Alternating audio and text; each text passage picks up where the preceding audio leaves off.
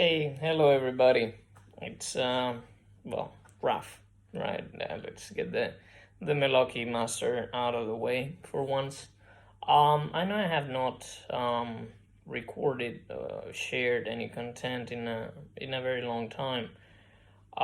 This has been due because I have been involved in other projects. I recently became a personal trainer, and my efforts have gone towards that direction. That doesn't mean that I do not continue my activity as a singing teacher, having students both from Spain, where I currently live, and some foreign countries. Somebody from Hong Kong, people from the United Kingdom.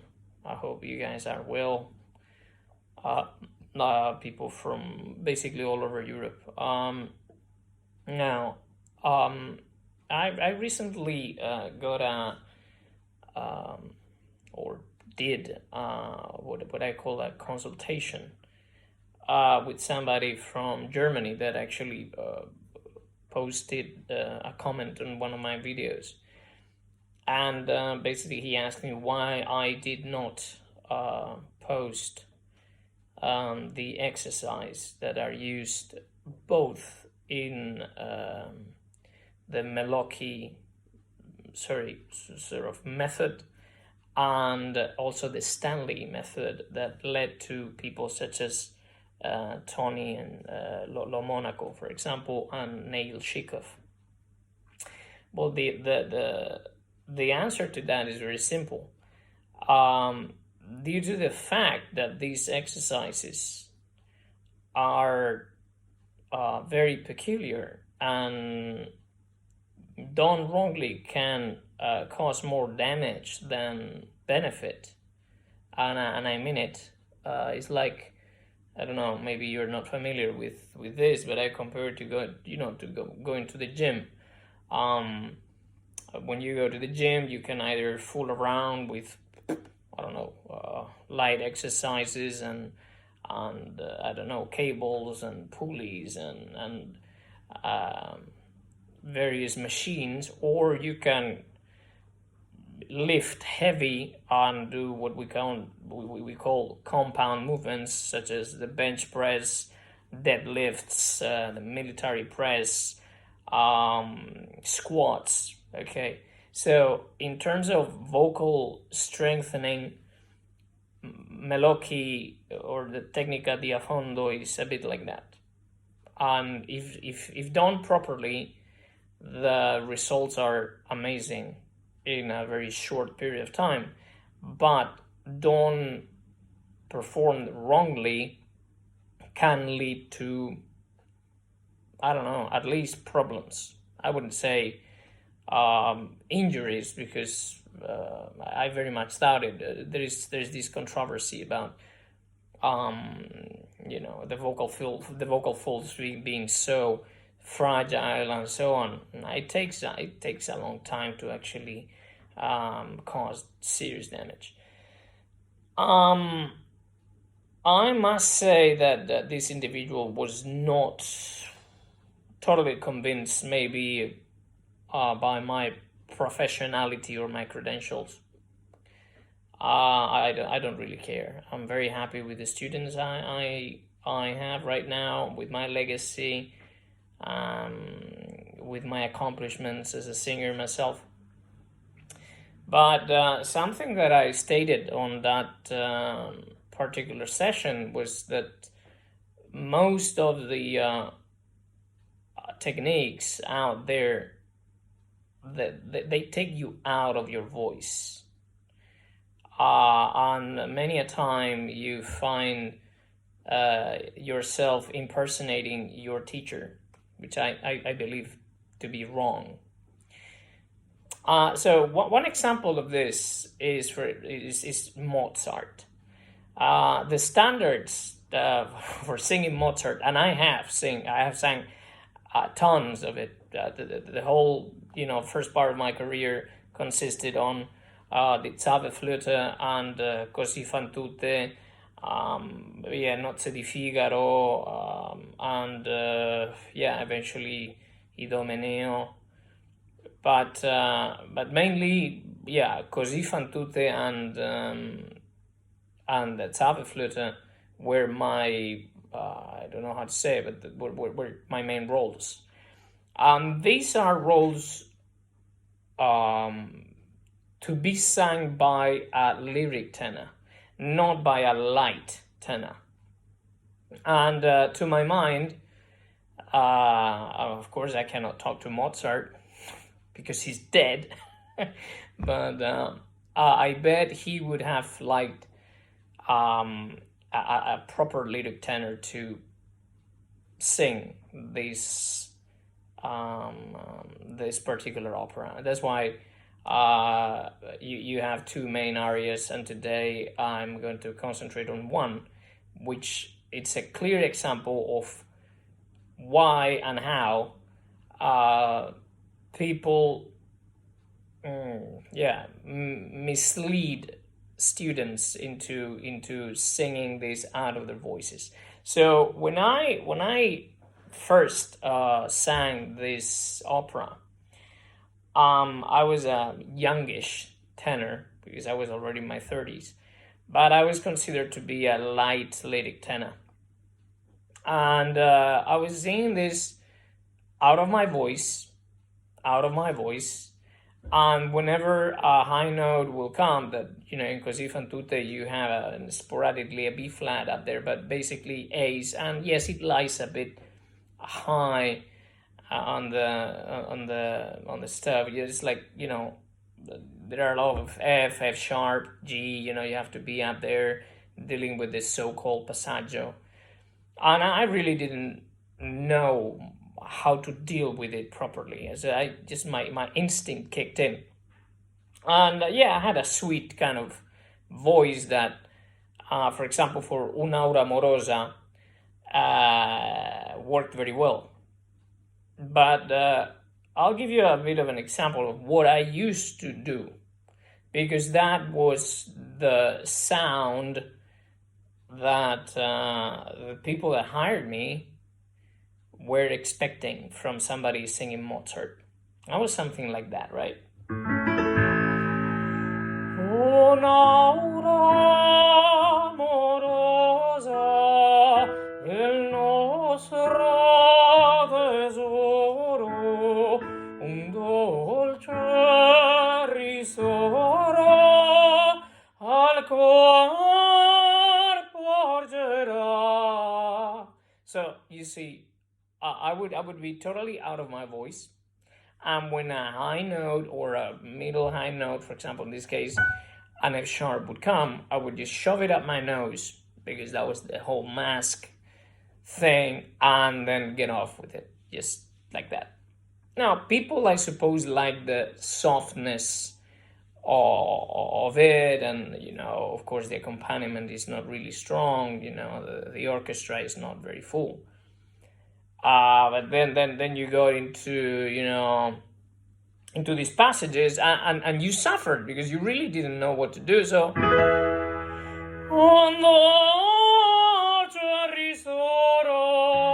al cor porgerà, un dolce risoro. Now, I don't know about you, but when I listen to myself, I listened to the recordings back in the day, and mind you, I sang a lot of productions of this particular role. I always thought that there was something missing. And I also know that nowadays, because, I'm 44 and my voice, has grown, and the voice, as you grow up, it thickens, the tissue thickens, and that makes your voice, I don't know, I would say fuller. I don't think they would ever cast me as a Ferrando anymore. But just to show you how would I approach this aria with basically today's standards, and you can draw your own conclusions. The main difference is that now I could sing this with my eyes closed, and I could sing it 20 times and I wouldn't get tired, whilst this back in the day was a nightmare. Okay, so I would start like this. Un'aura amorosa, il nostro tesoro, un dolce ristoro al corpo gerà. Un'aura amorosa del nostro tesoro, un dolce ristoro al corpo reggerà. Un dolce ristoro. Now, what is the difference between the one before and this one? Well, in this one, in this particular version, I'm on the voice the whole time, and I'm not blasting out neither the middle range nor the high notes, nothing. But obviously it sounds bigger. And yes, maybe it's a bit mechanical because I have, I'm just setting an example. But what I want to, express with this video is that if you get out of your voice and come back to your voice, it's extremely tiring, and that's what it used to happen to me. So that's why I was always so scared of anything above a B flat throughout my entire career, basically. Until I really dominated. I mean, not dominated, but I was able to apply these principles of the melocchitechnique. Because, for example, we have that passage, that with that high A.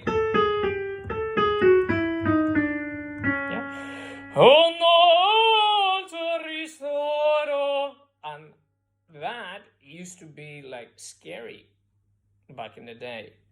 Okay, and now I believe it is not. Then another passage you have here is this D'unesca migliore, and again we go to that high A, here.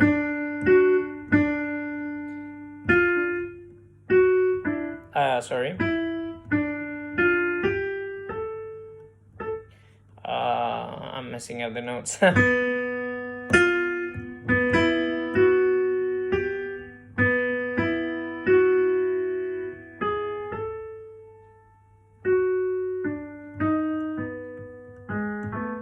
Okay, so yeah, here, like this.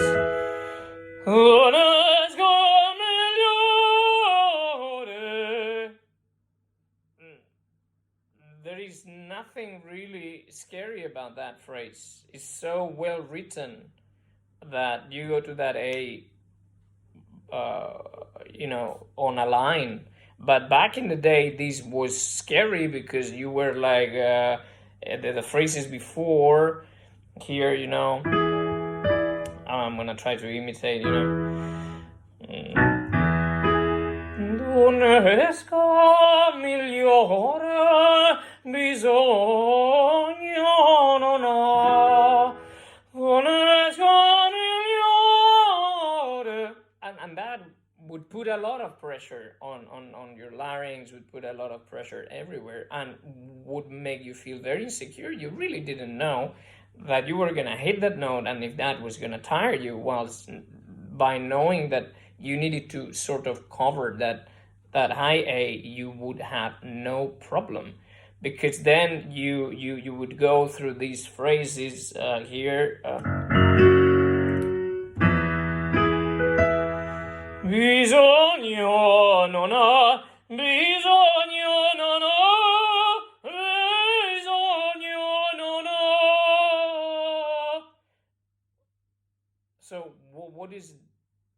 what is the big deal about that? Nothing.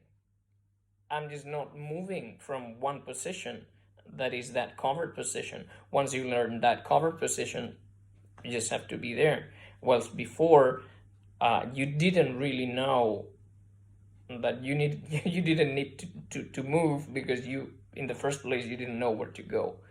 So, in the old days, there you have it. And again, another another thing that people struggle with this is the last page. This.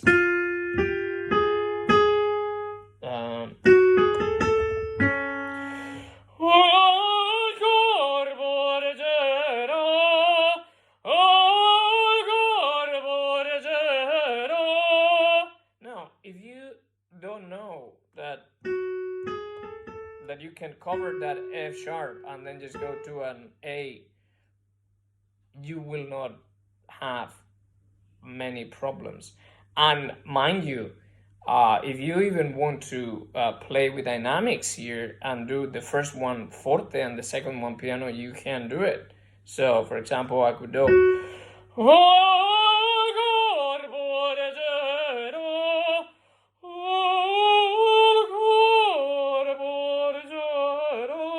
And people are going to notice the difference, that one is a forte and the second one is a piano.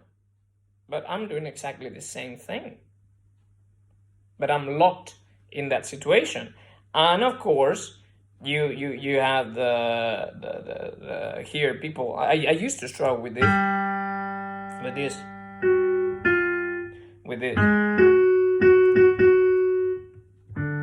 Yeah. So I would go here. Back in the day, I would go.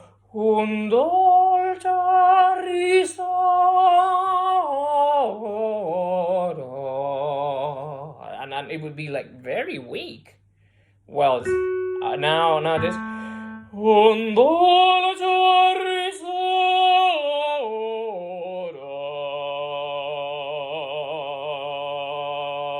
And I could be there, I don't know, for 24 hours.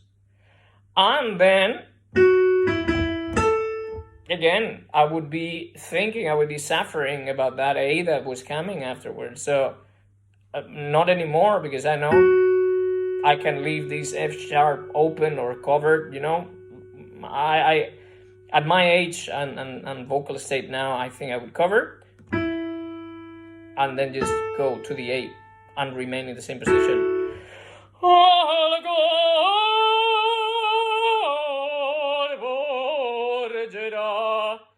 So, I leave.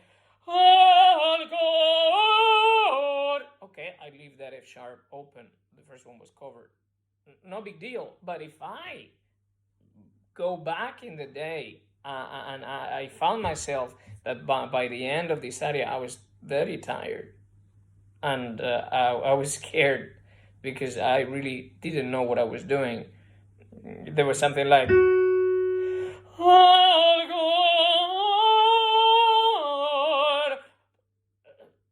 And mind you, if I was lucky, I did it.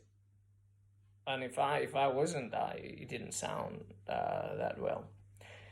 So I didn't want the video to be 20 minutes long, but I thought it was a good way to illustrate that even if you have a bigger voice, it is your voice, and unfortunately, they pigeonhole people in categories, especially with Mozart. And we were talking about Kaufman sang this role back in the day and whatnot.